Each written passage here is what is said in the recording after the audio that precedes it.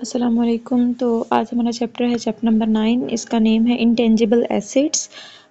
ये accordance with IAS 38 है, जो कि फ्रैंकफर्ट की बुक के साथ जो सिलेबस स्टार्ट है ना, ये उसी का ही एक पार्ट है।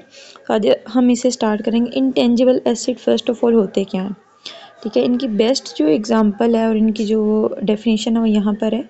Intangible assets normally have physical substance like land building. इसका मतलब है कि जो चीज़ भी फिज़िकली लाइक अपनी हैसियत रखती हो, जैसे कि जिसको हम सिंपली वर्ड्स में कह सकते हैं, जिसे हम छू सकते हैं, जिसे हम हाथ लगा सकते हो, जैसे लैंड होगी, बिल्डिंग होगी, इस तरह की चीज़ें।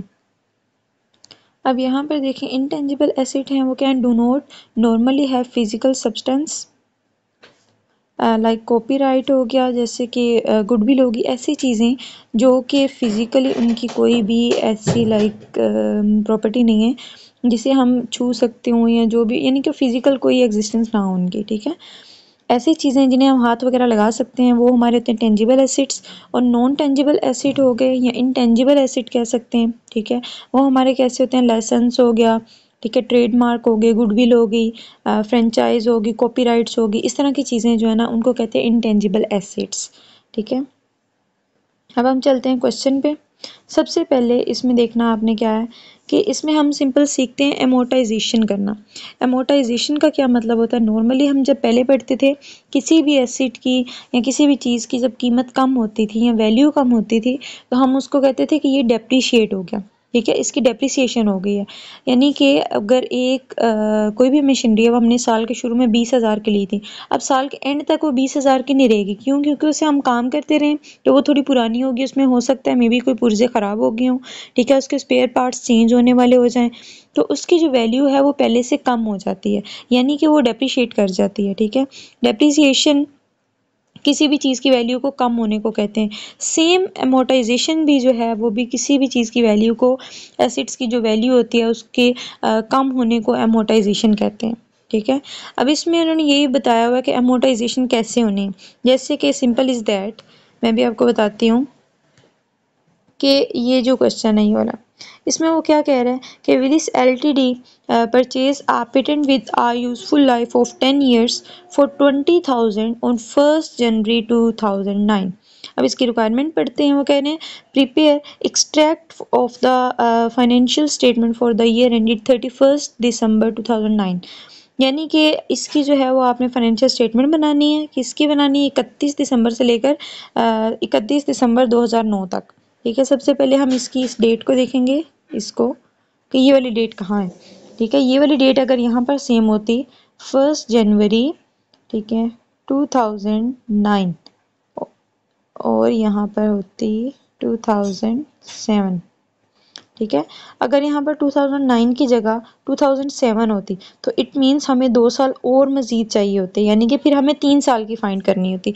लेकिन अभी हमने इसकी 3 साल की फाइंड नहीं करनी, अभी हमने सिर्फ 1 साल की ही करनी है। वो कैसे?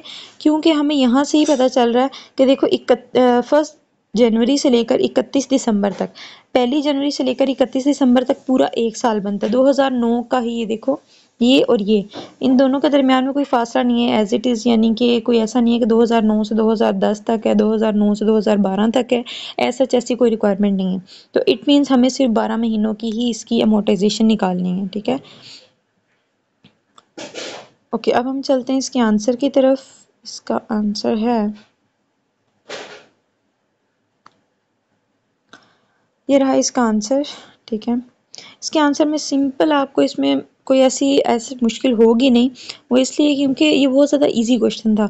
क्यों? क्योंकि अभी आपकी ये ऊपर भी दिया हुआ कि टेस्ट योर अंडरस्टैंडिंग आंसर या स्किल्स या क्वेश्चंस, यानी कि ये सिर्फ आपके अंडरस्टैंडिंग के लिए छोटे छोटे क्वेश्चंस हैं। पेपर में इतने शॉर्ट क्वेश्चंस नहीं आते। हाँ, ये हो सकता है कि आपको ऑब्जेक्टिव में आ सकते हैं। बाय द वे, क्वेश्चन की तरफ चलते हैं। अमोर्टाइजेशन सबसे पहले हम करेंगे, हेडिंग क्या देंगे, statement of profit and loss की, ठीक है। अच्छा, अब हम हेडिंग देंगे यहाँ पर statement of profit and loss की, ठीक है। उसके बाद हम इसे अमोर्टाइजेशन में लेके जाएंगे। अमोर्टाइजेशन में कैसे लेके जाना है कि जो आपको नंबर दिया होगा, लाइक जितनी भी इसकी वैल्यू होगी एसेट की, ठीक है, वो लिखनी है। वो लिख के उसको डिवाइड कर देना है नंबर ऑफ़ ईयर से, ठीक है। जितने की वैल्यू होगी एसिड की वो, और नंबर ऑफ ईयर्स, इन दोनों को हम करेंगे आपस में डिवाइड। जब इन्हें डिवाइड करेंगे तो जो भी आंसर आएगा वो आपकी हो जाएगी अमोर्टाइजेशन। बिलफर्ज अगर यहाँ पर जैसे कि इस जगह पे तो आपको 1 साल की सिर्फ दी हुई है ना, ठीक है, तो आपको अगर यहाँ पर सेम यही कह देते कि आपको 2009 से लेकर 2011 तक निकालनी है, ठीक है, यानी कि 2009 का जो 31 दिसंबर है उधर से लेकर 11 की 31 दिसंबर तक, ठीक है, तो इट मीन्स ये कितना बनता है, ये बन जाते हैं हमारे पास 2 साल। तो हम क्या करते हैं, सेम इसी तरह इनको डिवाइड करते हैं, जो इसका आंसर आता ये, इसको मल्टीप्लाई कर देते लाइक 2 टाइम्स, 2000 मल्टीप्लाई बाय 2, तो ये कितना हो जाता 4000 इसकी अमोर्टाइजेशन हो जाती है। सेम यहाँ तक आई होप समझ आ गया होगा सबको कि जो अमोर्टाइजेशन है वो क्या है, सिंपल डेप्रिसिएशन है। अब हमने डेप्रिसिएट तो कर लिया कि इतनी डेप्रिसिएशन हुई है, ठीक है, यानी कि इतनी जो है वो वैल्यू चीज़ की कम हुई है, हमारी चीज़ की वैल्यू कम हो गई है। लेकिन अब हमें ये पता लगवाना है, फर्स्ट हेडिंग हमारी statement of profit and loss, कि प्रॉफिट एंड लॉस हुआ यानी कि चीज़ की कीमत बढ़ी है या कम हुई है, सही। अब जो है, अब हमने देखना है statement of financial position extract, कि अब हमारी जो फाइनेंशियल पोजीशन है वो एक्सट्रैक्ट करके कितनी रह गई है। एक्सट्रैक्ट करना यानी कि जो आपके अमोर्टाइजेशन की वैल्यू थी उसको एक्सट्रैक्ट करके जो वैल्यू वापिस आई हमारे पास वो कितनी बची है। इनटेंजिबल एसिड की हमारे पास जो बची है वो है 20,000 का हमारे पास एसिड था, उसमें से 2,000 हमारी हो गई इसमें डेप्रिसिएशन या अमोर्टाइजेशन, उसको हम इसके साथ माइनस करेंगे तो ये हमारे पास आंसर आ जाएगा, ठीक है।